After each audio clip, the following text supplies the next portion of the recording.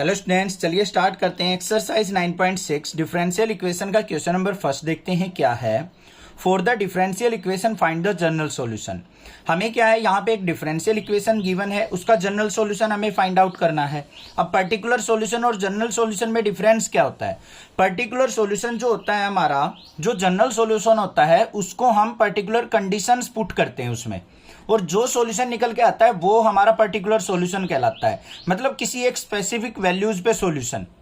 ठीक है, पता लग गया होगा आपको, ये चीज अच्छे से पता है, पर्टिकुलर सॉल्यूशन और जनरल सॉल्यूशन। अब यहाँ पे देखो, हमें दे रखा है dy/dx plus 2y equal to sine x. सबसे पहले हमें आइडेंटिफाई करना है कि ये हमारी कौन सी फॉर्म नजर आ रही है आपको।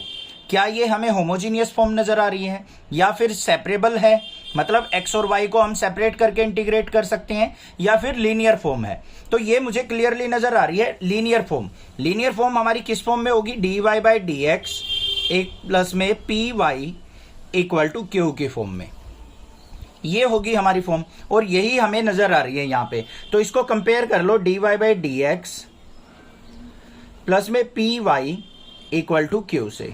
अब मैं यहाँ पे p की वैल्यू देखूं तो क्या है 2, और q की वैल्यू देखूं तो मैं क्या है साइन x। ठीक है भाई, अब हमें क्या निकालना है? इंटीग्रेटिंग फैक्टर निकालना है। इंटीग्रेटिंग फैक्टर क्या होता है हमारा? e की power integration p dx। Simple सा काम है, सभी क्वेश्चंस में सेम स्टेप्स फॉलो करने हैं। तो क्या होगा? e की पावर इंटीग्रेशन, p की वैल्यू क्या है 2, और dx का इंटीग्रेशन x हो जाएगा, तो ये क्या आ गया? e की पावर 2x आ गया मेरा इंटीग्रेटिंग फैक्टर। ठीक है, अब सॉल्यूशन किस तरीके से निकलेगा वो देखो। अब सॉल्यूशन निकालने के लिए हमें क्या करना है? y इंटू इंटीग्रेटिंग फैक्टर क्या है? y into integrating factor equal to integration q into integrating factor और dx, और प्लस में क्या होता है हमारा? कांस्टेंट c होता है। ये हमारा फॉर्मूला है जो सभी क्वेश्चंस में हम यूज करेंगे सॉल्यूशन फाइंड आउट करने के लिए। किस केस में? लीनियर इक्वेशन की फॉर्म में। ठीक है, अब देखो किस तरीके से सॉल्यूशन निकलेगा। यहाँ पे y इंटू इंटीग्रेटिंग फैक्टर क्या है? e की power 2x equal to integration q क्या है हमारे पास? Sine x into integrating factor क्या है? e की पावर 2x और dx, और प्लस में c। इस c को बाद में भी लिख सकते हो, यहां पे भी लिख सकते हो, कभी भी लिख लो, आपको कोई दिक्कत की बात नहीं है। ठीक है, अब मेन बात आ गई इसको इंटीग्रेशन करने की। अब इसको इंटीग्रेशन देखो कैसे करेंगे। इस पूरे फंक्शन को हम i एज्यूम कर लेते हैं। Let capital I equal to integration sine x into e की पावर 2x और dx, ये एज्यूम कर लिया। अब यहां पे हम u इंटू वी का फॉर्मूला लगाएंगे, integration of u into v. तो क्या हो जाएगा? I इक्वल टू ई की पावर 2x हमारा एज इट इज रहेगा, साइन एक्स का क्या हो जाएगा? माइनस का कोस एक्स। आइलेट्स का फॉर्मूला यूज कर लेना बेशक से। फिर माइनस साइन इंटीग्रेशन, यहां पे e की पावर 2x का करेंगे, e की पावर 2x, और 2x का क्या हो जाएगा? 2 हो जाएगा। फिर साइन x का क्या हो जाएगा? माइनस का कोस x और dx। बात क्लियर हो गई, समझ में आ गया? u इंटू वी लगा दिया। आगे इसको सिंप्लीफाई करते हैं, क्या आएगा देखो ध्यान से। I इक्वल टू यहां पे क्या है? माइनस का कोस x इंटू ई की पावर 2x, माइनस माइनस क्या हो गया? प्लस इंटीग्रेशन, यहां पे 2 बाहर आ गया, इंटीग्रेशन ई की power 2x into cos x और dx। इतनी बात समझ में आ गई या नहीं आ गई? कोई दिक्कत नहीं होनी चाहिए, यहां पे तो कोई प्रॉब्लम नहीं होगी। ठीक है, इससे आगे फर्दर सिंप्लीफाई करते हैं। यहां पे फिर हमारा u इंटू वी लगेगा, तो देख लेते हैं भाई क्या आएगा। I इक्वल टू माइनस का कोस x ई की पावर 2x और प्लस में 2 इंटू 2 को बाहर रखेंगे, ये ध्यान रखना है। कई बार बच्चे स्किप कर जाते हैं इस 2 को मल्टीप्लाई करना, क्योंकि 2 जितने भी अंदर टर्म आएंगी सबसे मल्टीप्लाई होगा बच्चों। अब यहां पे फिर इंटीग्रेशन करते हैं। यहां पे दोबारा इंटीग्रेशन क्या आएगा? ध्यान से देखो, यहां पे क्या आ गया मेरे पास? e की पावर 2x, कोस x का क्या हो जाएगा? Sine x।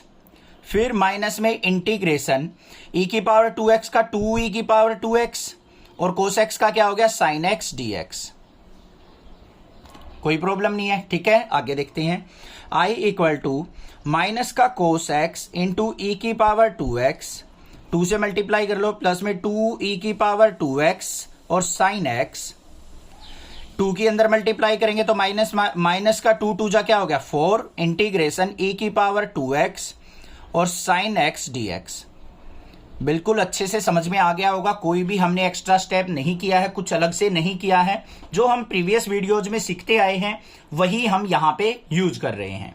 ठीक है, अब ये देखो e की पावर 2x sin x क्या मानना था हमने, e की पावर 2x sin x को i मानना था, तो यहां पे i लिख सकता हूं या नहीं? तो क्या बन गया, i इक्वल टू माइनस का cos x e की पावर 2x प्लस में 2 e की पावर 2x sin x और माइनस में 4 इंटू आई।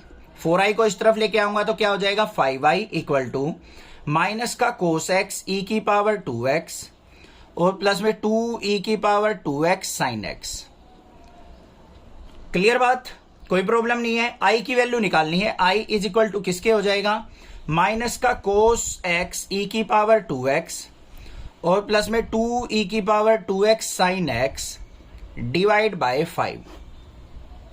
i की वैल्यू आ गई आपके पास, मतलब इसका सॉल्यूशन आपके पास आ चुका। अब हमें इसके अंदर पुट कर देना है बस, तो क्या आ गया, y इंटू ई की पावर 2x इक्वल टू, इसका सॉल्यूशन क्या है, माइनस का cos x e की पावर 2x और प्लस में 2 e की power 2x sin x upon में क्या है 5 और प्लस में c।